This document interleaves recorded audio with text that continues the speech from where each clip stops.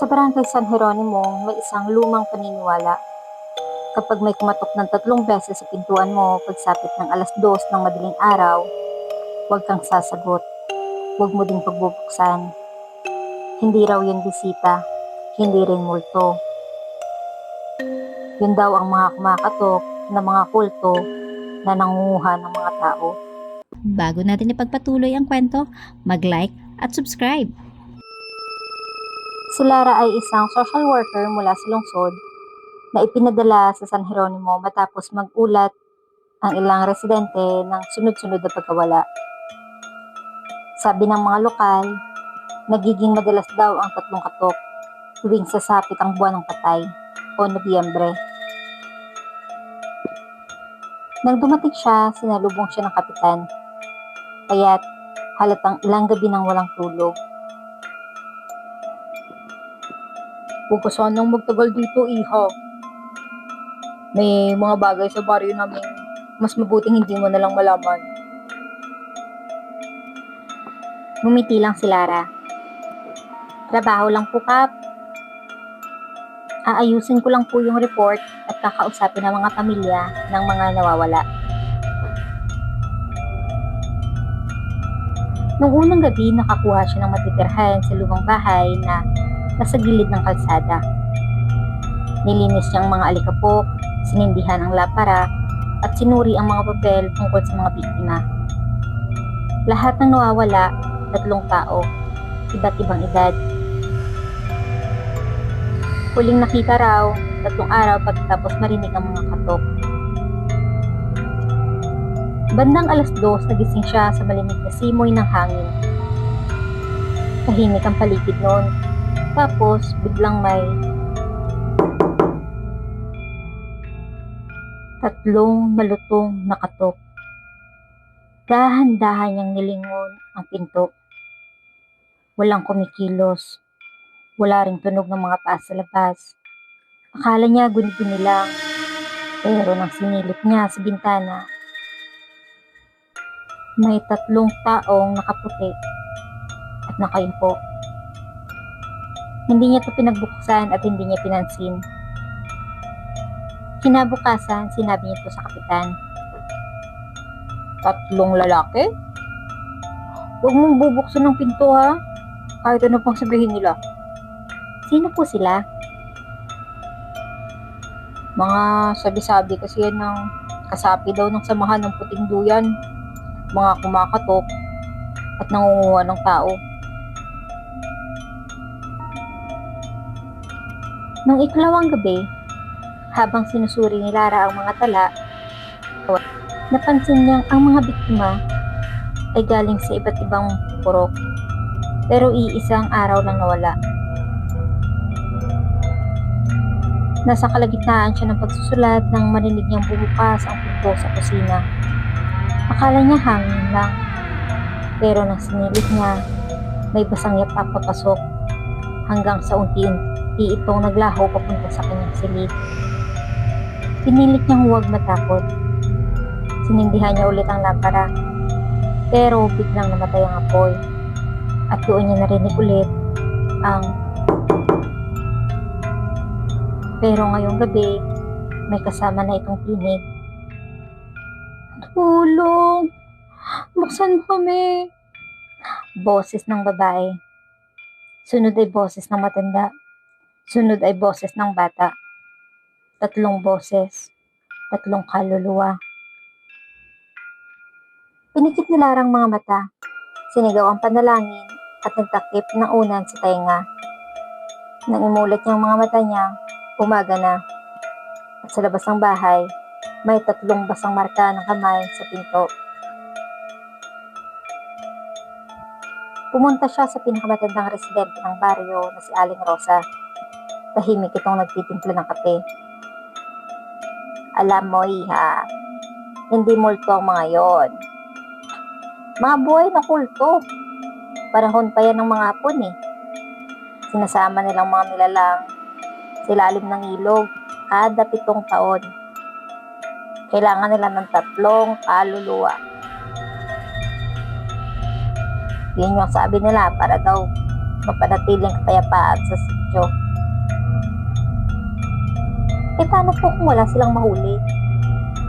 Siyempre, kukuha sila ng galing sa labas. Tinitigan siya ni Aling Rosa. Tulad mo. Kinagabihan, nagpa siya si Lara ng umalis na. Pero habang naglalakad siya palabas ng baryo, napansin niyang lahat ng bahay nakasara. Walang ilaw at sa bawat pinto ay may nakaukit na simbolo ng mata at 3 linya. Tapos, narinig naman niya ang mga katok. Ngayon, hindi lang sa harap ng pinto, kundi sa bawat bahay ng kanyang nadaraanan. Parang sunod-sunod na echo. No? Hanggang sa makarating siya sa dulo ng daan, kung saan may ilog na kulay abo ang tubig. Sa kabila ng ilog, may 3 nilalang na nakaputi, nakayuko at basang-basa. At sa pagitan nila, ang kapitan. Pasensya na, iha. 7 taon na ulit eh. Kailangan na namin magandog. Lumapit ang mga nakaputing damit kay Lara. Ang kanilang mga muka ay balot na balot ng puting tela.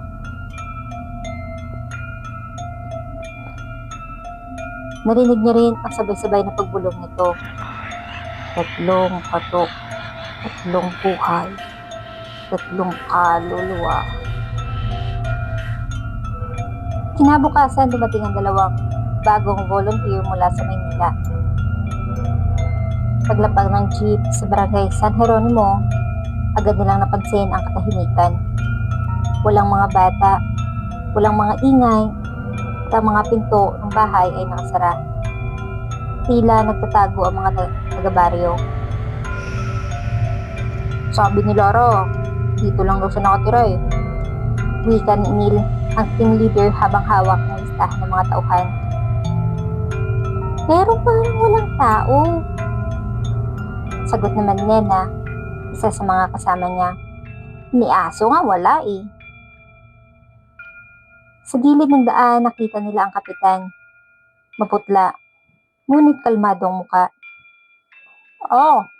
Kayo bang mga kapalit ni Ma'am Lara? Opo Kap, nasan po siya? Umuwi na kagabi. Oo, kagabi, umuwi na siya. Iniwan niya raw yung gamit niya sa ilo, sabi.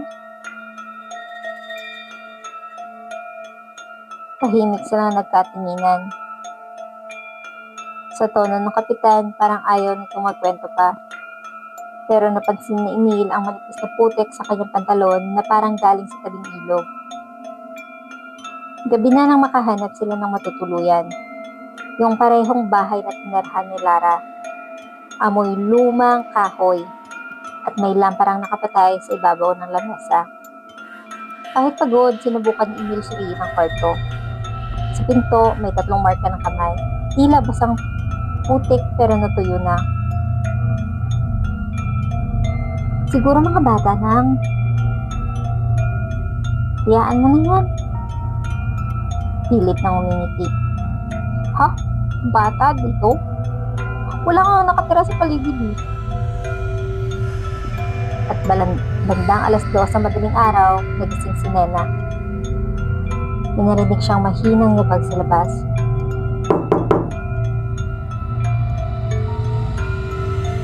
Tatlong katok.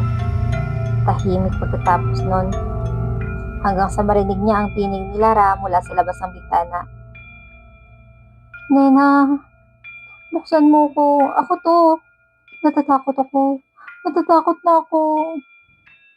Napaupo siya, nanginginig. Emil, gising ka ba? Walang sumasagot. Nang lingunin niya, wala na si Emil sa higaan at bukas ang pinto. Sa labas, si Emil ay nakatayo sa gitna ng kalsada na parang tinatawag ng kung anong tunog galing sa ilog. Sa paligid niya, may mga taong nakaputi, nakayuko at hawak ang mga lampara. At sa unahan nila, ang kapitan. 3 na ulit. Kainong susunod. Sinubukan ni Nenang hilahin siya pero parang napakos inil sa lupa. Mula sa dilim ng ilog, unti-unting lumitaw ang mga kamay na basang-basa, kumakapit sa kanya. Loro! Bulong ni Neil bago siya tuluyang nawala sa tubig. Nagsisigaw si Nena at tumakbo papasok ng bahay. Sa bawat pintong madaraanan niya, naririnig niya ang parehong tunog ng katok. Mula sa loob mismo ng bahay, hindi na sa labas. Sa huli, pumasok siya sa silid at sinara ang pinto. Lumuhod siya sa heg at umiiyak, habang kumakatok pa rin ang tunog sa paligid. Hanggang sa isang boses ang marinig niya, mahina ngunit pamilyar. Salamat. Natapos na.